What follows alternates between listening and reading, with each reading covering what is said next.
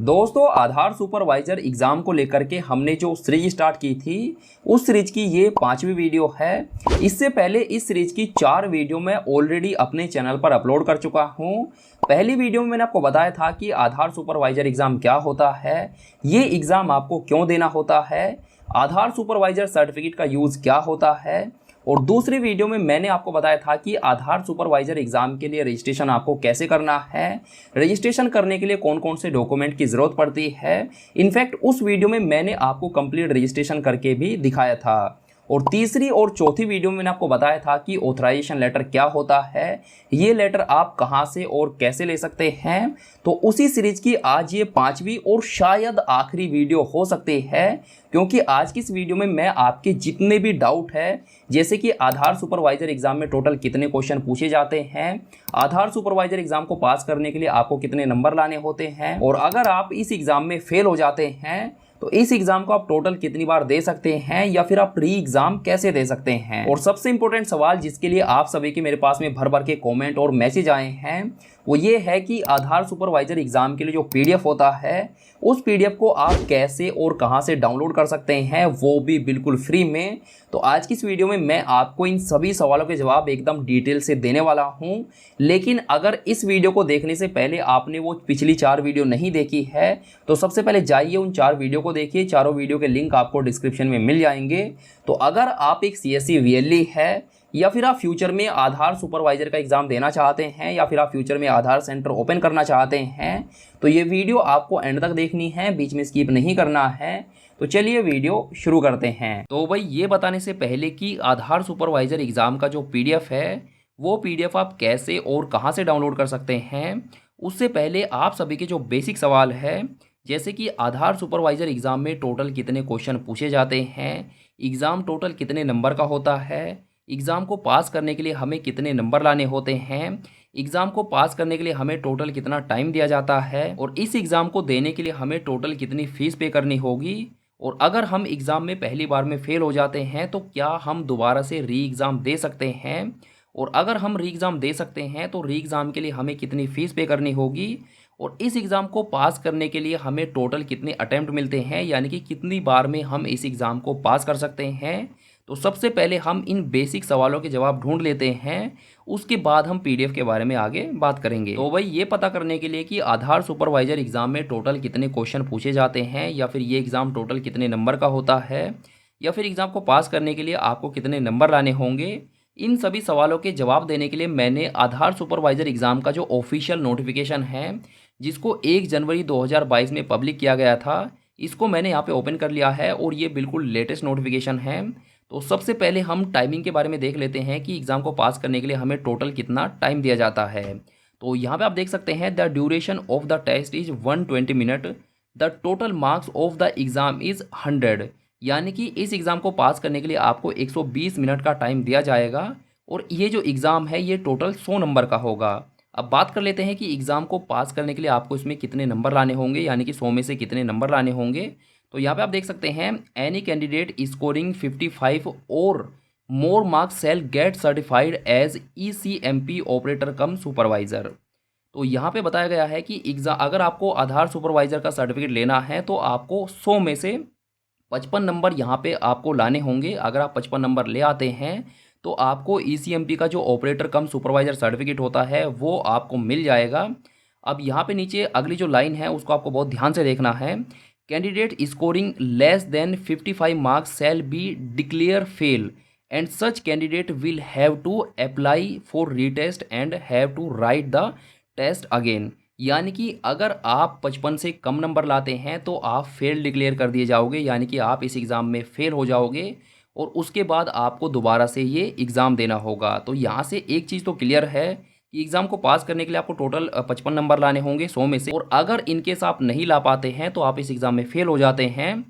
और यहाँ पे बताया गया है अप्लाई फॉर रीटेस्ट, यानी कि आप इस एग्ज़ाम को दोबारा से दे सकते हैं अगर आप पहली बार में फेल हो जाते हैं। अब दोबारा से एग्ज़ाम देने की क्या प्रक्रिया है, कितना फ़ीस कटेगा, वो हम आगे बात करेंगे। उसके बाद नीचे आपको CLC सर्टिफिकेट यानी कि चाइल्ड इनरोलमेंट क्लाइंट सर्टिफिकेट के बारे में बताया गया है। अगर आप चाइल्ड इनरोलमेंट का काम करना चाहते हैं, यानी कि आप छोटे बच्चों का आधार कार्ड बनाना चाहते हैं, तो उसके लिए एक अलग से एग्ज़ाम होता है और उसके बाद आपको एक ऑपरेटर सर्टिफिकेट यानी कि CLC ऑपरेटर सर्टिफिकेट दिया जाता है। ये जो एग्ज़ाम है ये 35 नंबर का होता है।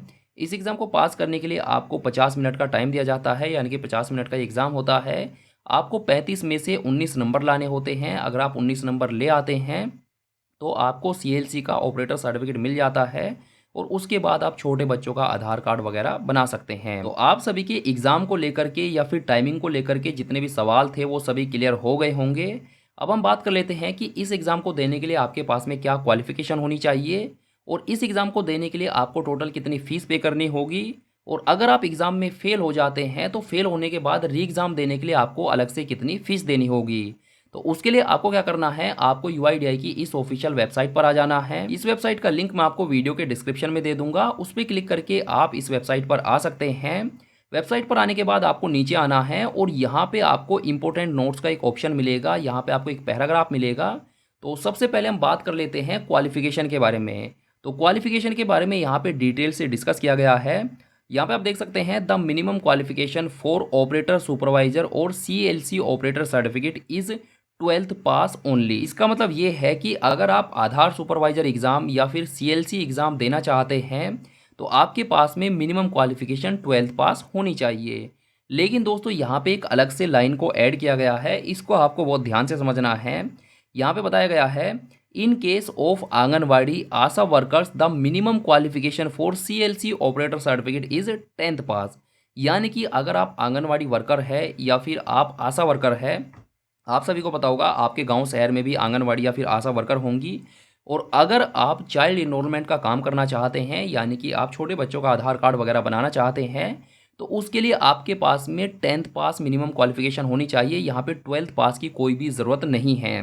तो अगर आप आधार सुपरवाइज़र सर्टिफिकेट लेना चाहते हैं और आप आशा वर्कर नहीं हैं तो आपके पास में 12th पास होनी चाहिए, और अगर आप आशा वर्कर है और आप चाइल्ड आधार इनरोलमेंट का काम करना चाहते हैं तो आपके पास में जो मिनिमम क्वालिफिकेशन है वो केवल 10th पास होनी चाहिए। यहाँ पे 12th पास की कोई भी ज़रूरत नहीं है। अब हम बात कर लेते हैं एग्ज़ाम फीस के बारे में। तो उसके लिए आपको थोड़ा सा नीचे आना है और यहाँ पे आपको एक पैराग्राफ मिलेगा टेस्टिंग एंड सर्टिफिकेशन। तो इस पैराग्राफ में आपको थोड़ा सा नीचे आना है और यहाँ पे आपको फ़ीस के बारे में एकदम डिटेल से बताया गया है।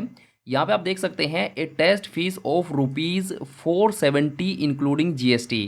यानी कि अगर आप पहली बार इस एग्ज़ाम को देते हैं तो आपको 470 रुपये का पेमेंट करना होगा, और अगर आप पहली बार में फ़ेल हो जाते हैं और आप री एग्ज़ाम देना चाहते हैं, री टेस्ट देना चाहते हैं तो उसके लिए भी यहाँ पे आपको फ़ीस के बारे में बताया गया है।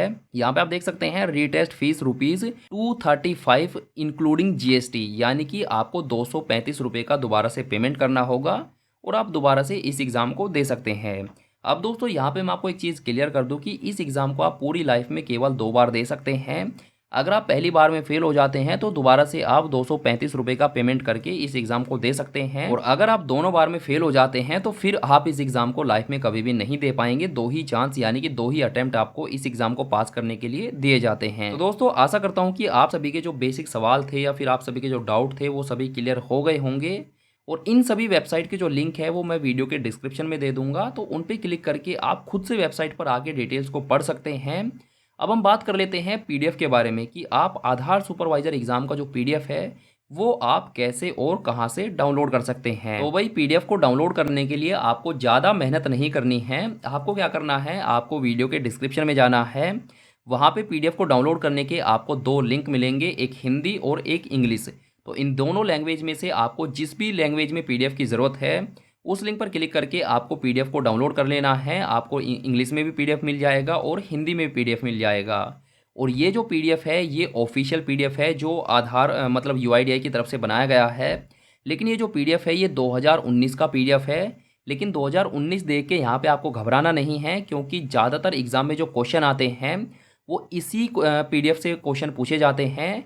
एग्ज़ाम का 80% क्वेश्चन इसी PDF से पूछा जाता है।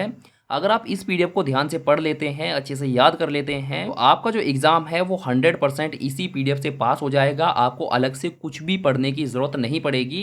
ये जो PDF है ये टोटल 77 पेज का है, यानी कि 77 पेज का है। और इस PDF को अगर आप दिन में 1 से 2 घंटा या फिर 3 घंटा अच्छे से पढ़ते हैं तो 5 से 6 दिन के अंदर आप इस पूरे PDF को याद कर लोगे। PDF को याद करना भाई बहुत आसान है, बहुत ही ईजी PDF है। देखिए ज़्यादातर क्वेश्चन इसमें ट्रू एंड फॉल्स वाले हैं, यानी कि आपको हाँ या ना में ही जवाब देना है। पीडीएफ में कुछ भी डिफिकल्ट नहीं है, बहुत ही आसान सा पीडीएफ है। यहाँ पे चैप्टर वाइज दिया गया है और यहाँ पे पहला क्वेश्चन भी दिया गया है। यहाँ पे आप देख सकते हैं, अगर आप हिंदी में डाउनलोड करते हैं तो यहाँ पे क्वेश्चन आप देख सकते हैं, आधार अधिनियम 2016 को पारित करके निम्नलिखित में से किसने यूआईडीआई की स्थापना की थी। और उसके बाद यहाँ पे आपको 4 ऑप्शन दिए गए हैं। यहाँ पे आप देख सकते हैं स्टेट गवर्नमेंट यानी कि राज्य सरकार, भारत सरकार, रजिस्ट्रार, और उसके बाद यहाँ पे जो अगला ऑप्शन है वो है नामांकन एजेंसी। तो आप सभी को पता है कि 2016 में मोदी जी ने ही यूआईडीआई की स्थापना की थी। तो यहाँ पे भारत सरकार हमारा यानी कि सेकंड ऑप्शन हो जाएगा और यहाँ पे देख सकते हैं यही हमारा राइट आंसर है। इसी तरीके से यहाँ पे जो अगला क्वेश्चन है, यूआईडीआई इलेक्ट्रॉनिक्स, और यहाँ पे सुप्रो का मतलब यहाँ पे है सूचना और प्राधिकरण मंत्रालय के तहत वैधानिक प्राधिकरण के रूप में कब स्थापित किया गया था। तो यहाँ पे आपको 4 ऑप्शन दिए गए हैं, जनवरी 2009, सितंबर 2010, और 12 सितंबर 2015 और 12 जुलाई 2016। तो यहाँ पे आप सभी को पता है मोदी जी ने 2016 में ही यूआईडीआई को यहाँ पे लॉन्च किया था, या जो भी आप बोल सकते हैं। तो यहाँ पे जो 4th ऑप्शन है वो हमारा करेक्ट है। इसी तरीके से बहुत ही छोटे छोटे से क्वेश्चन हैं, इनमें से ज़्यादातर क्वेश्चन तो आपके ऑलरेडी याद होंगे और ज़्यादातर क्वेश्चन इसमें ट्रू एंड फॉल्स होंगे। तो ट्रू एंड फॉल्स में आप तुक्का भी मार सकते हैं, नेगेटिव मार्किंग नहीं होती है। तो आराम से आप इस एग्ज़ाम को पास कर सकते हैं। अगर हम बात करें लेटेस्ट क्वेश्चन की, मैंने आपको बताया है कि इस पीडीएफ से आपको 80% क्वेश्चन मिलेंगे। बात करें कि 20% क्वेश्चन कहाँ से आएंगे, तो वो भी मैं आपको बता देता हूँ। तो उसके लिए आपको दोबारा से इस सेम वेबसाइट पर आ जाना है। वेबसाइट पर आने के बाद आपको नीचे आना है और देखिए यहाँ पे आपको टॉपिक ऑफ ट्रेनिंग कंटेंट का ऑप्शन मिलेगा। अब जिस भी लैंग्वेज में आप लेटेस्ट पीडीएफ को डाउनलोड करना चाहते हैं, यहाँ पे आपको सभी लैंग्वेज दी गई है, जैसे कि बंगाली, गुजराती, मलयालम। इसी तरीके से जिस भी लैंग्वेज में आपको डाउनलोड करना है, मैं यहाँ पे हिंदी पर क्लिक करता हूँ, हिंदी में मैं आपको डाउनलोड करके दिखा देता हूँ। तो एग्ज़ाम का जो 20% क्वेश्चन है वो आपको इस पीडीएफ से मिलेगा। सॉरी, 80% जो क्वेश्चन है वो आपको इस पीडीएफ से मिलेगा और जो 20% क्वेश्चन है वो आपको इस पीडीएफ से मिलेगा। अब दोस्तों ये कोई पीडीएफ नहीं है, यहाँ पे चैप्टर वाइज जो है डिटेल से जानकारी दी गई है। आपको इसको यहाँ पे अच्छे से रीड करना होगा, अच्छे से इसके बारे में पढ़ना होगा। इसमें आपको क्वेश्चन देखने के लिए नहीं मिलेंगे। इस पीडीएफ के अंदर आपको डिटेल से बताया गया है, तो इसको आपको बहुत अच्छे से पढ़ना होगा। जैसे आप किताब पढ़ते हैं वैसे ही आपको इसको अच्छे से पढ़ना होगा। इस पीडीएफ को अगर आप अच्छे से पढ़ लेते हैं तो एग्जाम का जो 20% क्वेश्चन है वो इसी पीडीएफ से, या फिर मैं कहूँ इसी सिलेबस से आने वाला है, इसी क्वेश्चन पेपर से आने वाला है। और जो 80% हिस्सा है, 80% जो क्वेश्चन है वो आपको इस पीडीएफ से देखने के लिए मिलेंगे। तो आपको इन दोनों पीडीएफ को अच्छे से एक बार पढ़ लेना है, इसको आपको अच्छे से याद कर लेना है। और ये जो यहाँ पे चैप्टर वाइज दिया गया है इसको आपको एक बार अच्छे से ध्यान से पढ़ लेना है।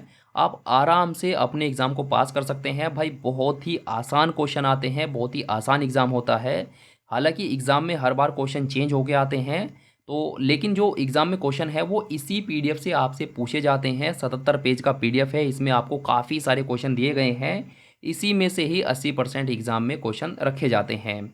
तो इस पीडीएफ को आपको अच्छे से पढ़ लेना है। अगर आपको इंग्लिश की ज़रूरत है तो यहाँ पे देखिए इंग्लिश में भी पीडीएफ अवेलेबल है, तो इसको आपको डाउनलोड कर लेना है। दोनों की जो डाउनलोड लिंक है वो वीडियो के डिस्क्रिप्शन में मिल जाएंगी। इसमें भी सेम क्वेश्चन है, तो इन दोनों पीडीएफ को या फिर जिस भी लैंग्वेज में आप कंफर्टेबल है उसको आपको डाउनलोड कर लेना है। तो आप सभी के जो एग्जाम को लेकर के या फिर पीडीएफ को लेकर के जितने भी डाउट थे वो सभी क्लियर हो गए होंगे।